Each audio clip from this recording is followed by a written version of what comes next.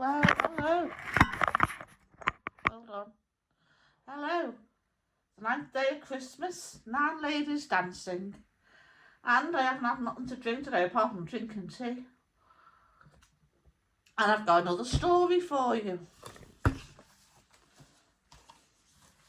This is called As from the Wind and the Willows. It's called Christmas at Mole End, Kenneth Grahame.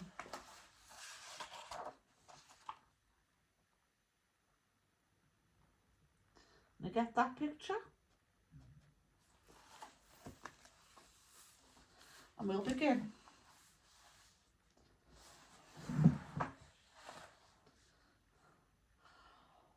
What a capital little house this is, Mr. Rat called out cheerily.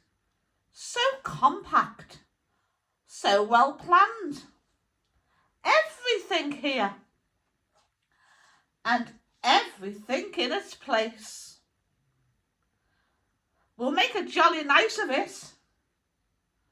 The first thing we want is a good fire. I'll see to that. I already know where to find things.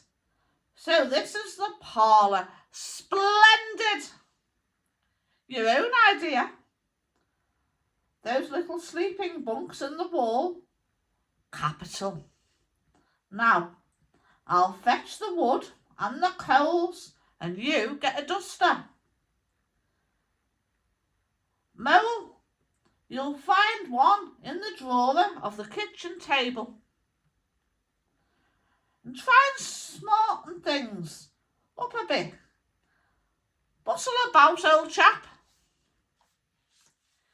Encouraged by his inspiring companion, the mole roused himself and dusted and polished with energy and heartiness, while the rat, running to and fro with armfuls of fuel, soon had a cheerful blaze roaring up the chimney. He hailed the mole to come and warm himself, but Mole promptly had another fit of the blues, dropping down on a couch in deep despair and burying his face in the duster. Rat, he moaned. How about your supper? You poor, cold, hungry, weary animal. I've nothing to give you. Nothing. Not a crumb. What a fellow you are for giving in, said the rat reproachfully. Why, only just now I saw a sardine opener on the kitchen dresser, quite distinctly, and everybody knows that means there are sardines about somewhere in the neighbourhood. Rouse yourself, pull yourself together, and come with me and forage. They went and foraged accordingly, hunting through every cupboard and turning out every drawer. The result was not so very depressing, after all, though of course it might have been better. A tin of sardines, a box of Captain's biscuits nearly full, and a German sausage, encased in silver paper. There's a banquet for you, observed the rat as he arranged the table. I know some animals who would give their ears to be sitting down to supper with us tonight. no bread, groaned the mole deliriously. No butter.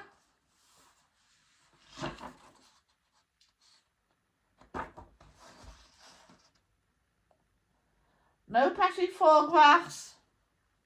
No champagne, continued the rat, grinning. And that reminds me, what's that little door at the end of the passage?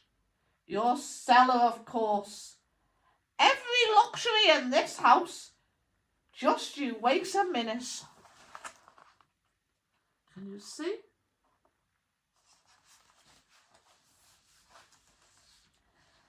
He made for the cellar door, and presently reappeared, somewhat dusty, with a bottle of beer in each paw, and presently, and another under each arm. Self-indulgent beggar you are. Self-indulgent beggar you seem to be, Mole, he observed. Deny yourself nothing. This is really the jolliest little place I ever was in. Now, wherever did you pick up those prints? Make the place so home-like they do. No wonder you're so fond of it, Mole. Tell us all about it and how you came to make it what it is. Then, while the rat busied himself fetching plates and knives and forks and mustard, which he mixed in an egg cup, the mole, his bosom still heaving with the stress of his recent emotion, related, somewhat shyly at first, but with more freedom as he warmed to his subject, how this was planned, and how that was thought out, and how this was got through a windfall from an ant, and that was a wonderful find and a bargain, and this other thing was bought out of labourers' savings, and a certain amount of going without. His spirits finally quite restored, he must needs go and caress his possessions, and take a lamp and show off their points to his visitor, and expectate on them, quite forgetful of the supper they both so much needed. Rat, who was desperately hungry, but strove to conceal it, nodding seriously, examining with a puckered brow and saying, wonderful and most remarkable, at intervals, where the chance for an observation was given him. At last, the rat succeeded in decoying him to the table, and had just got seriously to work with the sardine opener when sounds were heard from the forecourt without. Sounds like the scuffling of small feet on the gravel, and a confused murmur of tiny voices, while broken sentences reached them. Now, all in line. Hold the lantern up a bit, Tommy. Clear your throats first. No coughing. After I say 1, 2, 3. Where's young Bill? Here, come on, do. We're all awaiting. What's up? Inquired the rat, pausing in his labours.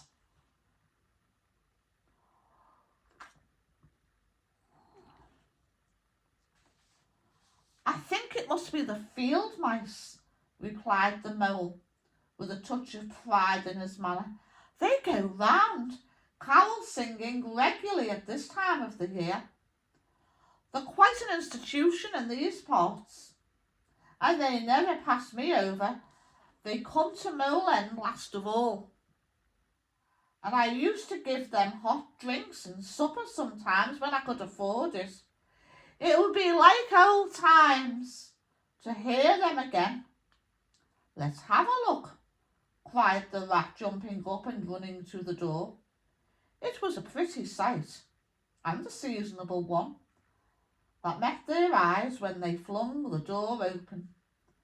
In the forecourt, lit by the dim rays of horn lantern, some 8 or 10 little field mice stood in a semicircle, red-worsted comforters round their throats, their forepaws thrust deep into their pockets, their feet jigging for warmth. With bright beady eyes, they glanced shyly at each other, sniggering a little, sniffling and applying coat sleeves a good deal.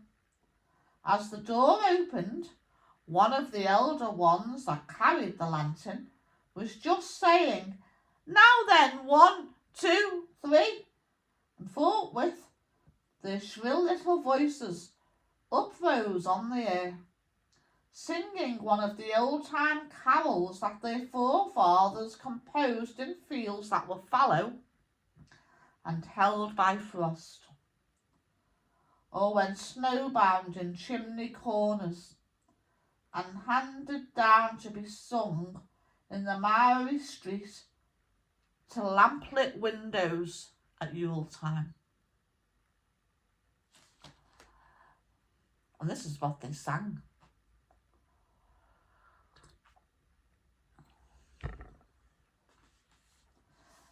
Villagers all this frosty tide, let your doors swing wide open. Through wind may follow and snow beside, yet draw us in by your fire to hide. Joy shall be yours in the morning. How we stand in the cold and the sleet, blowing fingers and stamping feet, come from far away you to greet, you by the fire and we in the street, bidding you joy in the morning.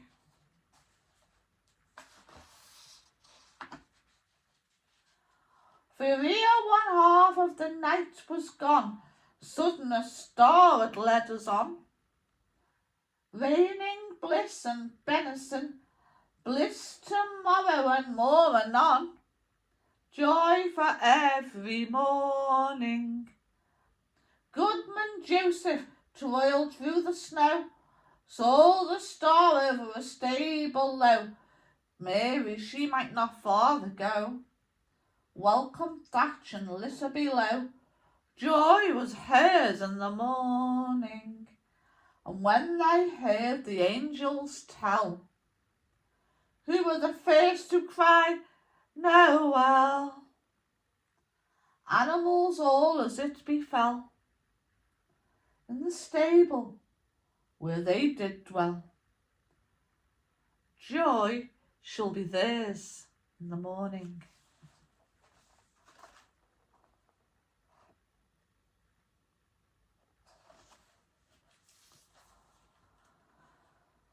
The voices eased.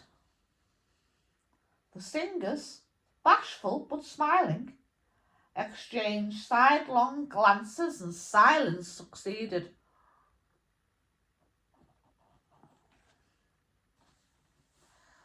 But for a moment only. Then, from up above and far away, down the tunnel they had so lately travelled, was borne to their ears in a faint musical hum, the sound of distant bells ringing a joyful and clangorous peal.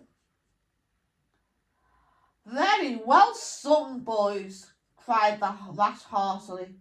"And now come along in, all of you, and warm yourselves by the fire and have something hot." "Yes, come along, field mice," cried the mole eagerly. This is quite like old times. Shut the door after you. Pull up that settle to the fire. Now, you just wait a minute while we... Oh, Lassie, he cried in despair, plumping down on a seat with tears impending. Whatever are we doing? We've nothing to give them. You leave all that to me, said the masterful rat. Here, you with the lantern, come over this way. I want to talk to you. Now, tell me, are there any shops open at this hour of the night? Why, certainly, sir, replied the field mouse respectfully. At this time of year, our shops keep open to all sorts of hours. Then, look here, said the rat. You go off at once, you and your lantern, and you get me.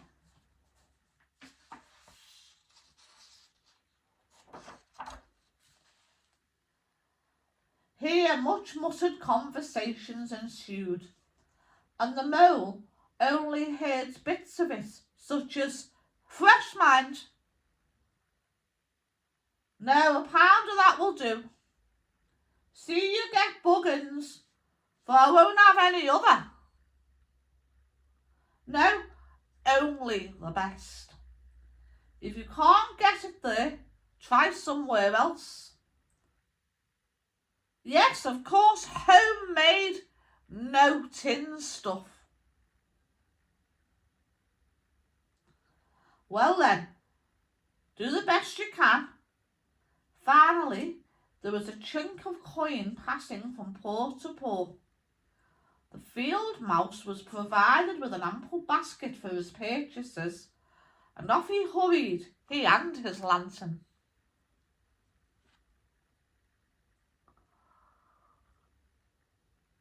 The rest of the field mice, perched in a row on the settle, their small legs swinging, gave themselves up to the enjoyment of the fire, and toasted their chilblains till they tingled, while the mole, failing to draw them into easy conversation, plunged into family history, and made each of them recite the names of his numerous brothers who were too young, it appeared, to be allowed to go out carolling this year, but looked forward very shortly to winning the parental consent. The rat, meanwhile, was busy examining the label on one of the beer bottles. I perceive this to be Old Burton, he remarked approvingly.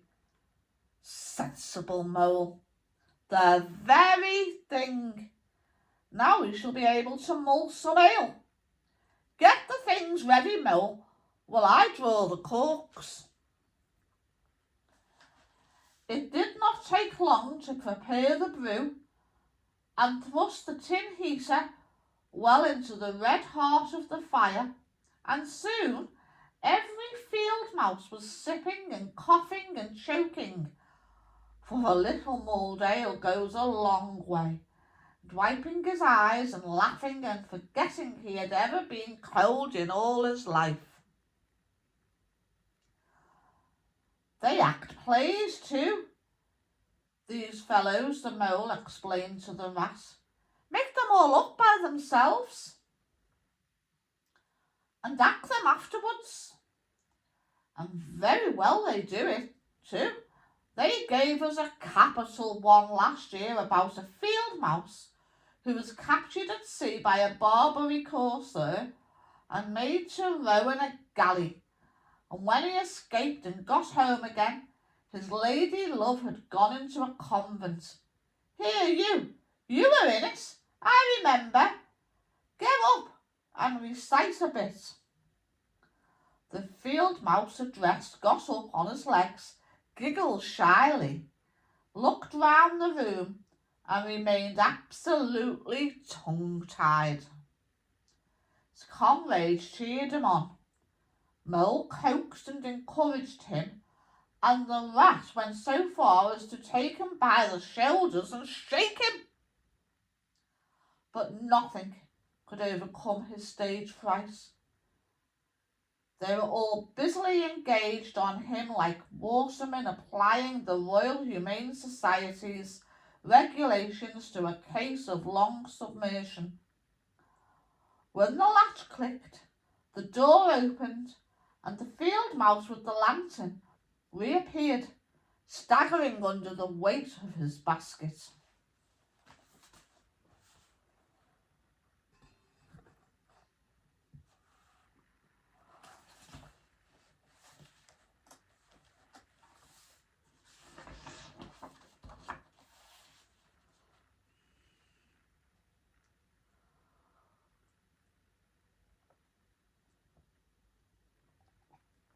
I hope you're enjoying this.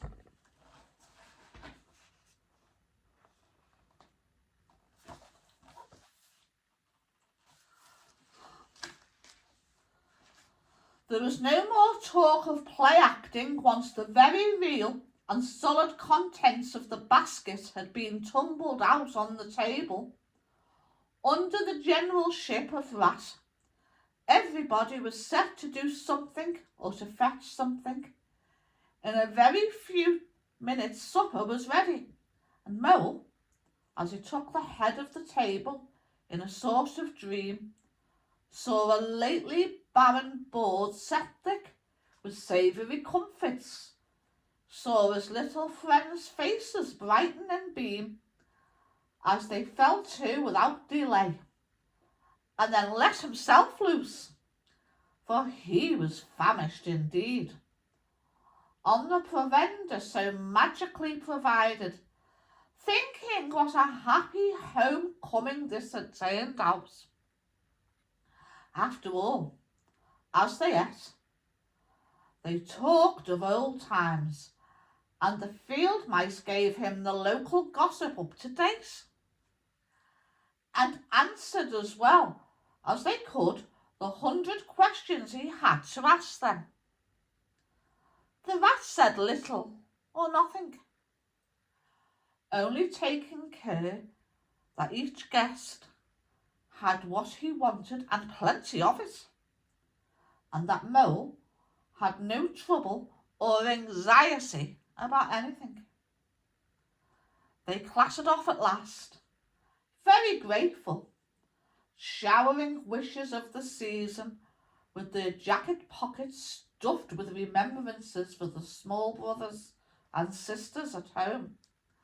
When the door had closed on the last of them, and the chink of the lantern had died away, Mole and Rat kicked the fire up, drew their chairs in, brewed themselves a last night cap of mulled ale, and discussed the events of the long day. At last, the Rat, with a tremendous yawn, said, "Mole, old chap, I'm ready to drop. Sleepy is simply not the word. That your own bunk over on that side? Very well then, I'll take this. What a ripping little house this is. Everything so handy."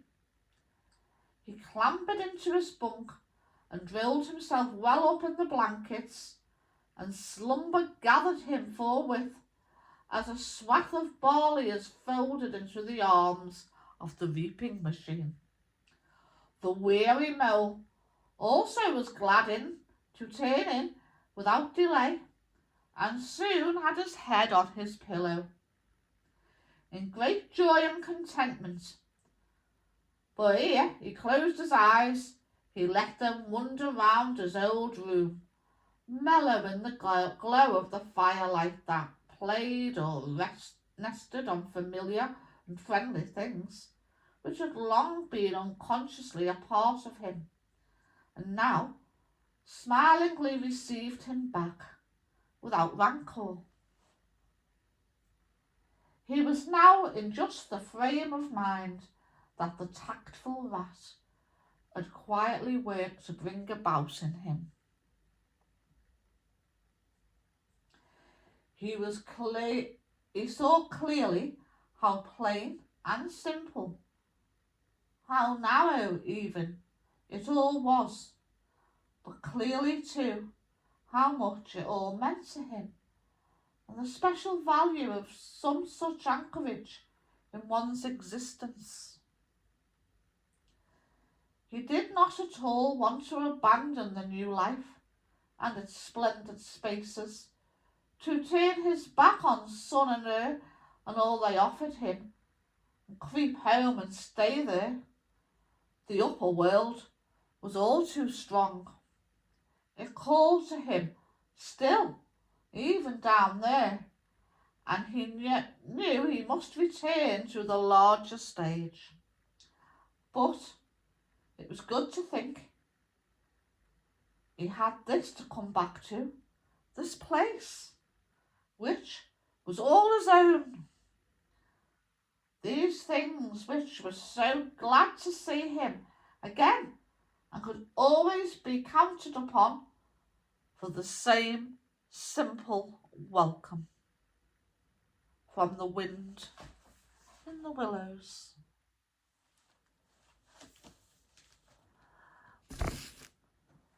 I hope you all enjoyed that. Tune in tomorrow night or day for another one.